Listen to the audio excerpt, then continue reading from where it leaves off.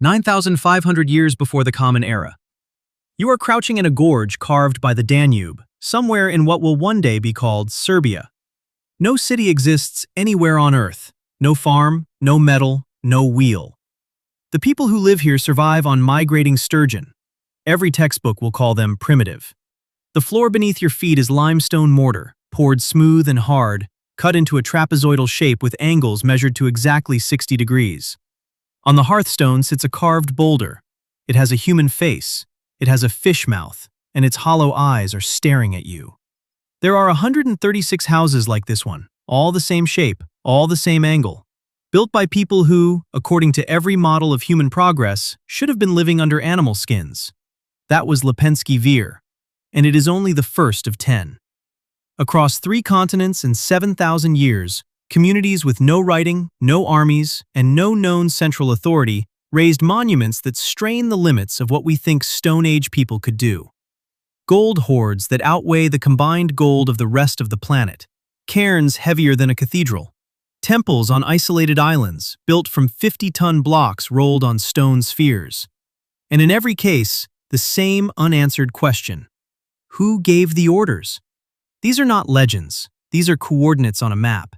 And the deeper you dig, the less the official timeline holds together. The Danube cuts through the Gerdap Gorge like a blade through clay. The walls of the gorge rise 300 meters on either side. The water runs fast and cold. If you stood on the bank, the roar of it would swallow your voice. It is one of the narrowest, deepest stretches of river in all of Europe. And on its southern bank, 9,500 years ago, someone decided to stop moving. Dragoslav Srejovic, a Serbian archaeologist, uncovered the site in 1965, just before the rising waters of a new hydroelectric dam would have drowned it forever. What he found beneath the soil did not fit any known category of prehistoric settlement. 136 structures, every one trapezoidal, every one oriented toward the river with the wide end facing the water. The foundations were not packed earth or stacked stone. They were poured limestone mortar, the earliest known use of a prepared construction material in Europe. The angles were not approximate. They were 60 degrees, repeated across every structure, across centuries of habitation. At the center of each house, beside the hearth, stood a boulder sculpted into a form that has no parallel anywhere in the ancient world. Part human, part fish. The mouths were open, as if gasping or singing. The eyes were deep hollows. Some had lines radiating from the face like whiskers or fins, or something that no modern scholar has confidently named. These people were not farmers. Isotopic analysis of their bones, published in the Journal of Archaeological Science, confirms a diet almost entirely of river fish, primarily Danube sturgeon, some of which grew to 4 meters in length. They were hunter-gatherers, elite hunter-gatherers, living at the richest freshwater fishing site on the continent, with enough surplus to settle permanently and build. The settlement was laid out in a fan shape, radiating from the riverbank. The precision of the layout suggests planning. The consistency of the 60-degree angle across centuries suggests a rule. But a rule implies someone to enforce it. And among communities of a few hundred people who left no writing, no administrative seals, no apparent hierarchy, that implication creates a problem. Then, around 6,200 BCE, something shifted. Without any sign of violence, without fire or invasion, the residents of Lepenski Vir adopted farming. They kept their houses, they kept their sculptures, but they abandoned the diet that had defined them for 3,000 years. What triggered the change? Why did they keep the architecture but abandon the economy? And those fish-faced figures staring from the hearth, were they gods, ancestors, or portraits of the river itself? From a fishing gorge on the Danube, we move to the Black Sea coast of Bulgaria.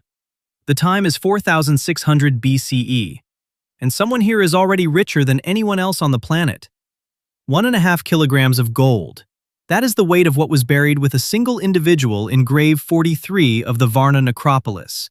More than 1,000 individual objects, including a golden scepter, golden rings stacked along both arms, and a gold sheath shaped unmistakably as a phallus. Let that number settle. 1 person, 1 burial, 1.5 kilograms. In 4600 BCE, This is more processed gold than has been found in the entire rest of the world from the same period, combined.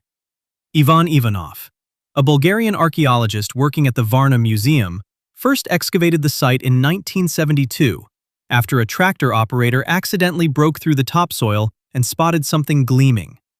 Over the following years, Ivanov's team uncovered nearly 300 graves, and the distribution of wealth inside them tells a story that rewrites comfortable assumptions about prehistoric equality. 1% of the graves contain 75% of all the gold in the necropolis. The majority of the dead were buried with nothing, a few ceramic pots, a flint blade. But a handful of individuals were entombed with treasures so elaborate that they required specialized craftsmanship. Beads of carnelian cut with 32 facets, the oldest known example of complex gemstone cutting on a hard mineral. Copper axes whose isotopic signatures trace the ore to sources hundreds of kilometers apart, implying organized, long-distance trade. And then there are the 3 graves with clay masks, life-sized faces molded over the skulls of the dead, with discs of hammered gold pressed into the eye sockets and the mouth.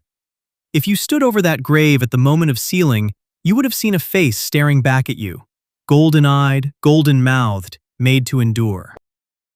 These are faces that were meant to last, faces that someone, a priest, a family member, a political successor, wanted the afterlife to recognize.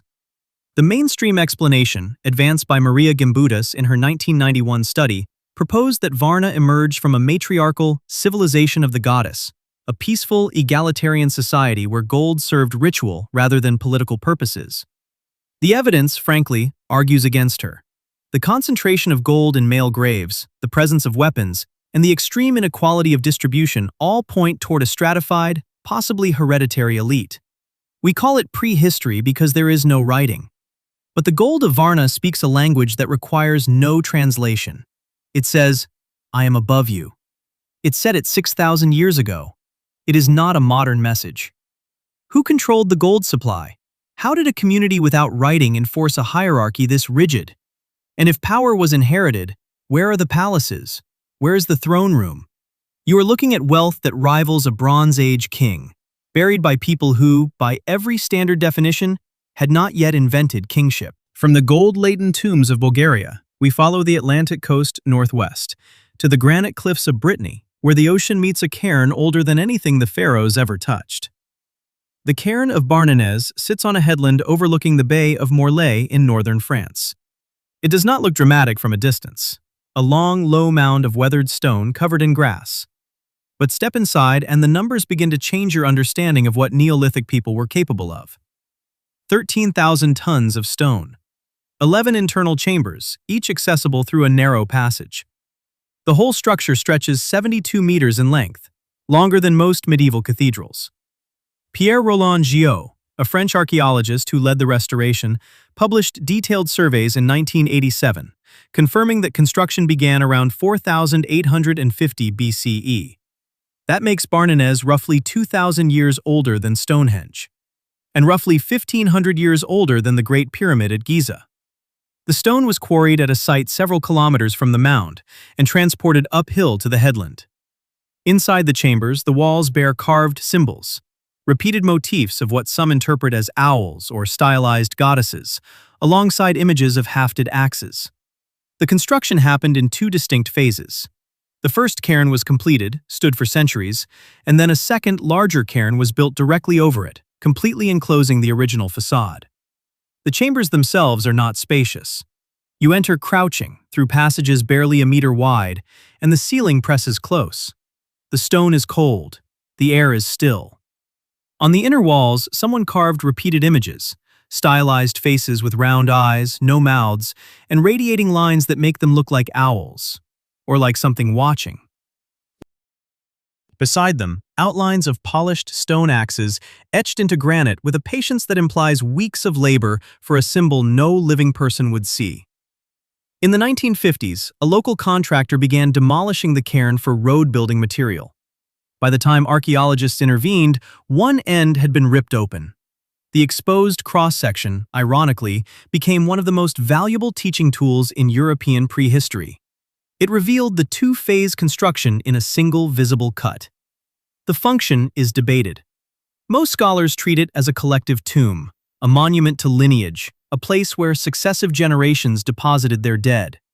But Giot himself noted the orientation of the passages toward the sea and raised a possibility that has never been fully dismissed, that Barnenez also served as a navigational marker, a lighthouse before lighthouses existed. What compelled people without metal tools to move 13,000 tons of stone for the dead? Why did the second builders choose to bury the first monument rather than simply extend it? And if this was visible from the sea, who was meant to see it? 60 kilometers south, and a few centuries later, the megalith builders of France pushed their craft even further. The tumulus of Bougon is not one monument, it is 5. And the oldest of them, designated F0, contains the earliest known corbelled dome in Europe. An artificial ceiling built from overlapping stones, sealing a chamber that held the remains of hundreds. The engineering peak of the complex sits in Tumulus A. Its central chamber is roofed by a single slab of limestone. Weight, 90 tons. To move it into position, the builders would have needed ramps, rollers, and the coordinated labor of several hundred people for a single stone. Jean-Pierre Moin's excavation reports from the late 1980s document the site's continuous use over more than 1,500 years. Generations did not simply visit, they maintained, they reorganized. Bones inside the chambers were sorted, skulls separated from long bones, stacked and rearranged by descendants who returned to tend the dead the way you might tend a garden. Some of those skulls bear healed trepanation wounds, holes drilled through living bone with regrowth around the edges proving the patient survived. Surgery, performed with flint, in the 5th millennium BCE. I've spent more time than I probably should examining photographs of those sorted bones. And the detail that keeps pulling me back is not the trepanation, impressive as it is. It is the sorting itself. Someone came back, years or decades after a burial, opened a sealed chamber, and rearranged the bones of the dead into categories. That is not grief, that is administration. And administration implies a system we have no written record of. Among the grave goods, ornaments carved from veracite, a rare green mineral sourced from deposits in Spain over 1,000 kilometers to the south. Then, abruptly, the building stopped. No destruction, no invasion. The megalith tradition that had sustained communities for millennia simply ended. What changed? Did the belief system collapse? Did a new generation refuse to carry the stones? Or did the living simply decide they had given enough to the dead? Leave the stone chambers of France behind. Where we are going, the monuments are smaller, softer, and far older. And they are not made of rock, they are made of clay. Tel Aswad sits in what was once a lakeshore in southern Syria. Today the lake is gone. The settlement dates to approximately 8,700 BCE, one of the earliest farming villages in the Levant.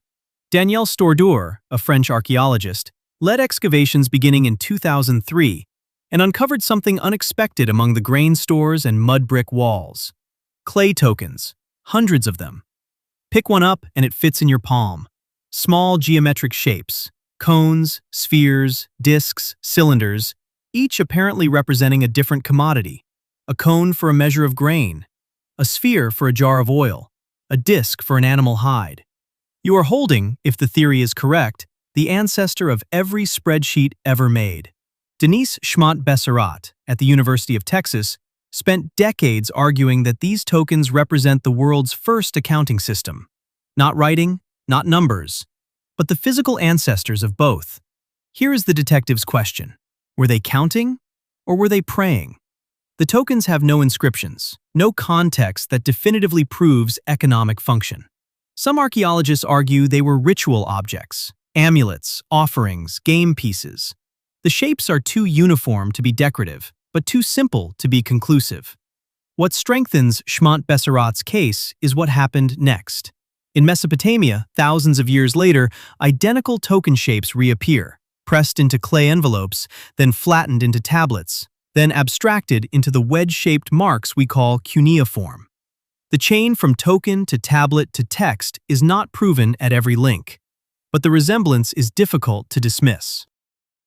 The residents of Tel Aswad also modeled the skulls of their dead, rebuilding individual facial features in plaster over the bone, pressing shells into the eye sockets, sculpting noses and brows, until each skull became a portrait. Not a generic face, a specific one. Someone's jaw, someone's cheekbones. These are not masks, they are reconstructions. Attempts to hold a face in place after death has dissolved it. And they stare back with a specificity that makes you want to look away. The houses were built from clay shaped into loaf-like bricks, rounded, organic, as if the architecture itself had not yet learned to think in straight lines. The transition to farming here happened without any trace of violence. No burned layers, no weapons, no sudden destruction. Just a quiet shift from foraging to cultivation, as if the village collectively decided to change its mind. Did the tokens track surplus or invoke protection? If they were economic, who was the accountant, and who checked the accountant's work? If a village of 200 people needed a system to count their grain, what does that say about the complexity we are missing? And why did the skull portraits look so specific? Were they memorials, or were they identity documents? A face attached to a name, in a world before names could be written down. From the dried lakeshore of Syria, we cross into the Iranian plateau. The air is dry, the light is harsh.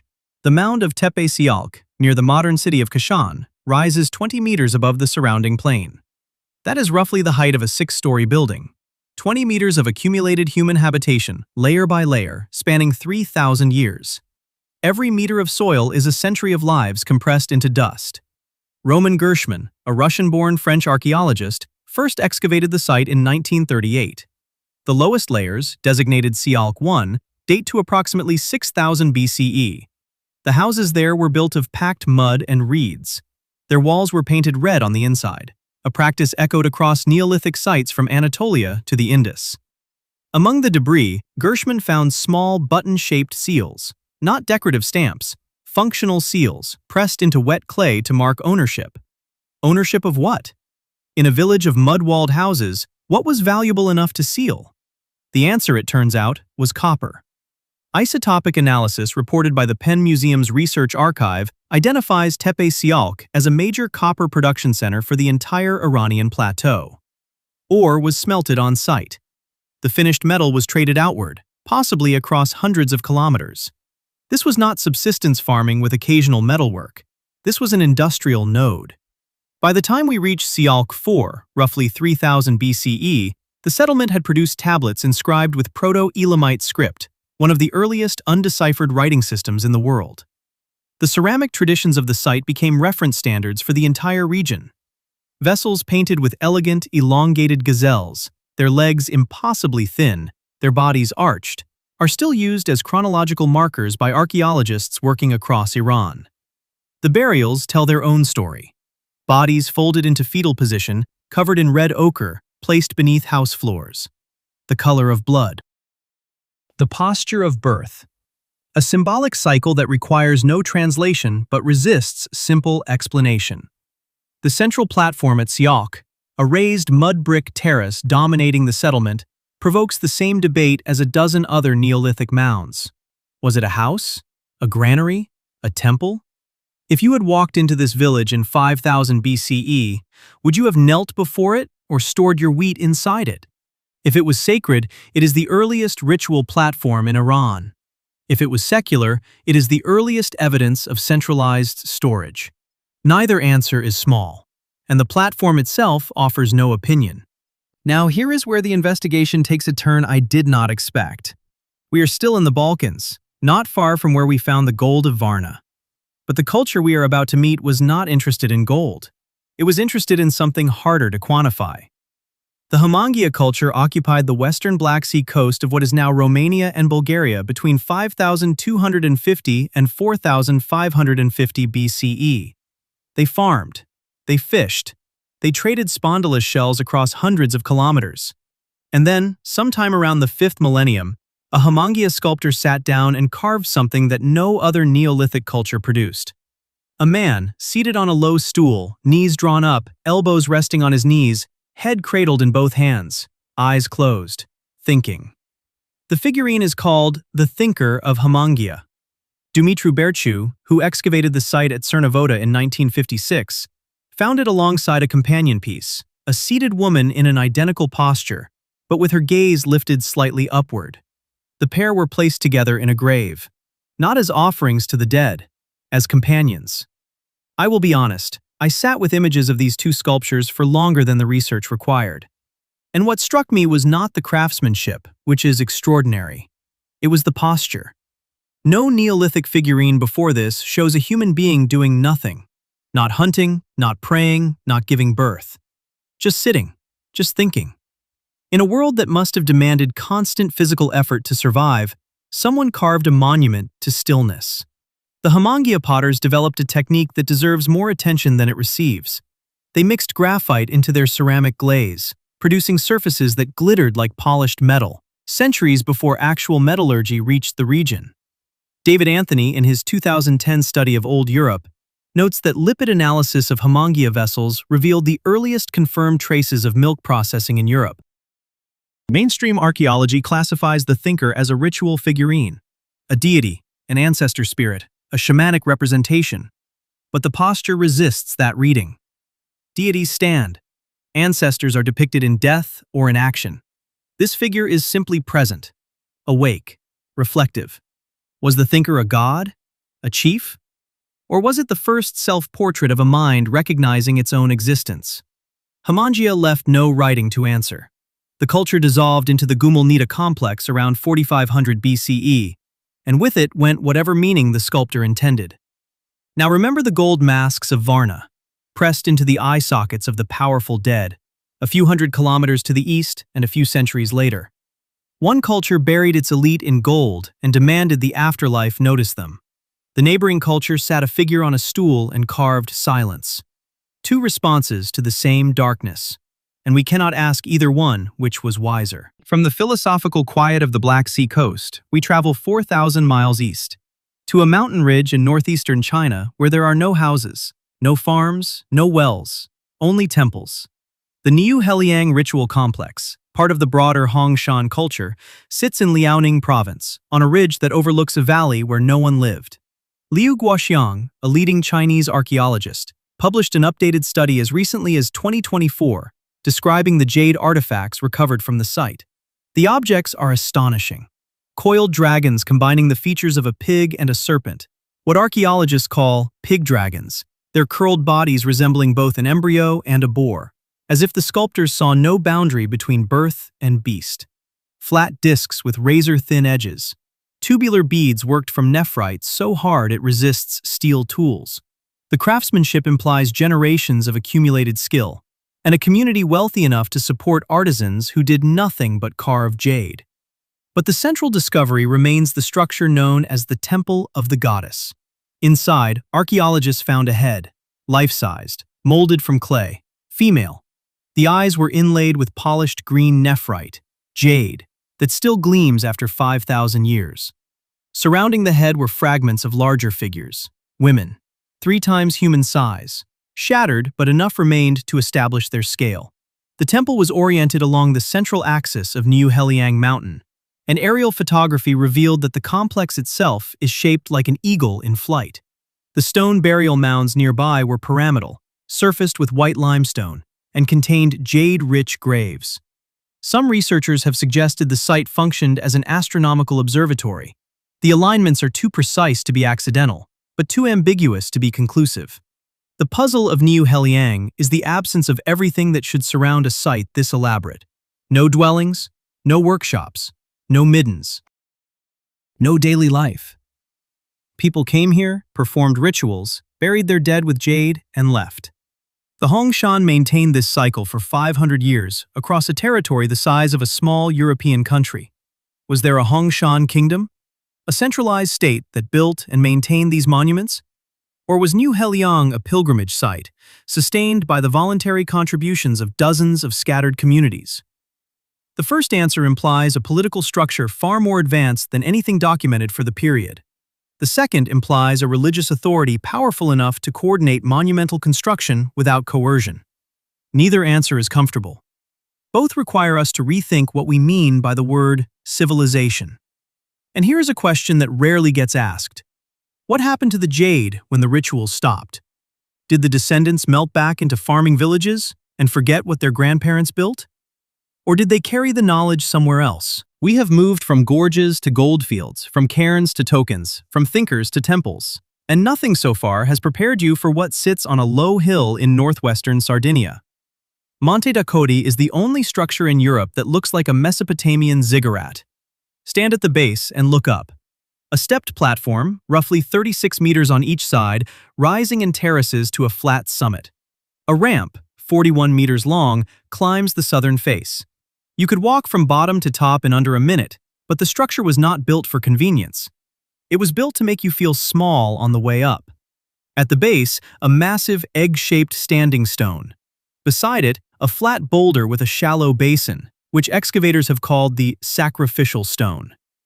Ercole Contu, the Sardinian archaeologist who published the definitive study in 2000, documented two construction phases. The first, dated to around 4000 BCE, was a rectangular temple with walls painted bright red. It was used, abandoned, and then entombed. The second phase, built directly on top of it, enlarged the platform, added the ramp, and sealed the original temple inside like a fossil in amber. The parallels to Mesopotamia are visually striking. The stepped platform, the ascending ramp, the sacred precinct at the summit. But there is no evidence, none, of direct contact between Sardinia and Sumer in the 4th millennium BCE. The Mediterranean of that era was not yet a highway. Sardinia was isolated. Its Neolithic cultures show strong local traditions and few external influences. So how do you explain a ziggurat in the Western Mediterranean? Two possibilities, and I find neither one fully satisfying. The first, coincidence. Two cultures, separated by over 2,000 kilometers of open water, independently arrived at the idea that the way to reach the divine was to build upward. It is not impossible. Humans look at the sky. The impulse to climb closer to it is universal. But the structural similarity, the ramp, the terraces, the sealed earlier phase, goes beyond a shared instinct. The second, a connection we have not found. A trade route, a migrating priesthood, a memory carried by someone whose name and voyage left no trace. The village of silversmiths that surrounded Monte da Codi suggests the community had resources and outside contacts. The thousands of marine shells embedded in the foundation suggest ritual feasting on a scale that required planning. Personally, I think the honest answer is that we do not have enough data to choose. And I would rather sit with that discomfort than pretend one answer is obvious. What happened at the summit? Whose bones were never found inside? And if Monte da Codi was not inspired by Mesopotamia, does that mean the ziggurat is not an invention, but an inevitability? We end where the Mediterranean narrows to a blue channel between Sicily and North Africa. On the island of Gozo, the smaller, quieter sibling of Malta, a temple stands that has survived 5,500 years of salt wind, earthquakes, and the slow erosion of memory. Gantia. The name comes from the Maltese word for giant, and the locals called it that long before any archaeologist arrived, because the stones are so large that no ordinary community could have placed them. The walls rise 7 meters, the largest blocks weigh 50 tons, and the people who raised them had no metal, no wheels, and no draft animals. David Trump, the British archaeologist who spent decades documenting Malta's temple period, published his comprehensive survey in 2002. His measurements confirmed what earlier visitors had suspected. The temple complex was built from locally quarried coralline and Globigerina limestone, shaped with stone tools and antler picks. The inner walls were coated with plaster and painted red. The chambers contained altars carved with spiral motifs, basins for liquid offerings, and small openings that may have served as oracle holes, slots through which a hidden priest could speak. No human remains were found inside the temples, only the bones of cattle, and small clay figurines, broad-hipped, heavy-limbed women, seated or standing, with no faces and no feet. Archaeologists call them the fat ladies of Malta. They are not portraits, they are masses, earth made flesh. Whatever happened at Gantia, it was not burial. It was sacrifice, or communion, or something we do not have a word for. Imagine standing inside one of those chambers. The walls curve inward. The ceiling is low. The red plaster glows faintly in torchlight. And from a slot in the wall, barely wide enough to fit a hand, a voice speaks. You cannot see who is behind it. The oracle holes were designed to separate the speaker from the listener, the human from the divine, or the priest from the believer. The most revealing discovery was not inside the temple, it was around it. Hundreds of stone spheres, each roughly the size of a cannonball, scattered along the paths between the quarry and the building site. Pick one up, and it is smooth, dense, heavy in your hand. Trump and others concluded these were used as ball bearings, rollers placed beneath the megaliths to move them across the island. 50 tons of limestone, inching forward on a carpet of stone balls. No wheel required. The solution was not borrowed from anyone. It was invented here, on this island, by people who never left it. How many failed attempts came before the method worked? How many crushed hands? How many generations refined the technique before a 50-ton block could travel a kilometer without splitting? And there is a thread I have been unable to let go of since I first read the site reports. It connects this island to the gorge where we started. Lepenski Vir's builders were isolated by geography, a narrow gorge on a powerful river. Gigantija's builders were isolated by the sea. Both communities turned inward. Both developed technologies found nowhere else. And both achieved levels of precision that centuries of contact with the wider world might have actually diluted. Isolation, it seems, is not always a disadvantage. Sometimes it is a laboratory. But every laboratory has a limit. Around 2500 BCE, the temple-building civilization of Malta collapsed. Not from invasion, not from plague, from exhaustion. The island's soil was depleted. The forests were gone. The population had outgrown the land that sustained it. They had raised monuments to outlast eternity and destroyed the ground beneath their own feet. Heritage Malta's conservation reports document the aftermath with clinical precision.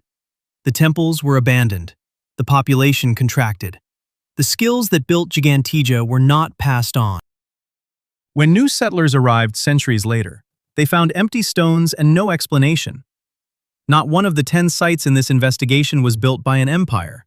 Not one was built by a king whose name survives. Everyone was built by communities we would call villages. People without writing, without metal, without any of the tools we associate with civilization. And yet they organized labor on a scale that implies authority. They standardized angles and alloys that imply knowledge. They buried their dead with care that implies belief. And they did it all without leaving us a single sentence to explain why. The timeline we were taught is not wrong, but it is missing rooms, entire floors. Which of these 10 sites holds the door you find hardest to close? Pick one. Make your case in the comments. The most convincing argument gets pinned. Subscribe. The next investigation goes deeper and further back.